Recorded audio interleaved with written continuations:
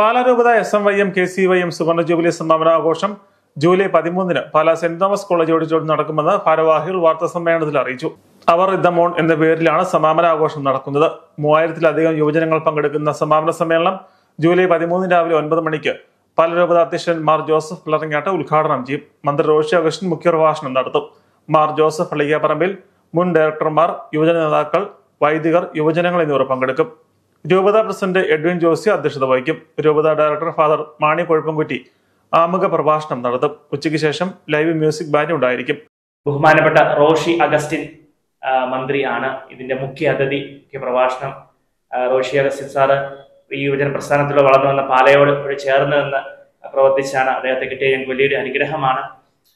ഈ പരിപാടിയിൽ നമ്മൾ ഏറ്റവും ലക്ഷ്യം വെക്കുന്നത് നമ്മുടെ ഒരു വലിയൊരു പ്രൊജക്ടിന്റെ ഉദ്ഘാടനം കൂടിയുണ്ട്. നമ്മളൊരു വീട് നമ്മുടെ സമിതിയിലുള്ള അല്ലെങ്കിൽ നമ്മുടെ രൂപതയിലുള്ള 2 യുവജനങ്ങൾക്ക് പണിതു കൊടുക്കുന്നതാണ്. അതിന്റെ താക്കോൽദാനവും നടക്കുന്നു. ഈ 50 വർഷക്കാലം രൂപതയോട് ചേർന്ന് നിന്ന് ഒത്തിരിയേറെ പേര് ഇതിനുവേണ്ടി അധ്വാനിച്ചു.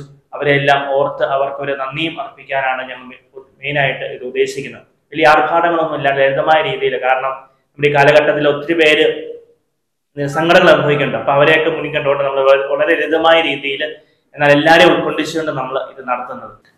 സുവർണ ജൂബിലിയോടനുബന്ധിച്ച് വിവിധ സേവന ജീവകാരുണ്യ പ്രവർത്തനങ്ങളും നടത്തിവരുന്നതായി ഭാരവാഹികൾ അറിയിച്ചു. രൂപത director father Mani Kozhuppankutty, president Edwin Josy, general secretary Mijo Joy, syndicate member Bibin Baby, Don Joseph Sony എന്നിവർ വാർത്താ സമ്മേളനത്തിൽ പങ്കെടുത്തു.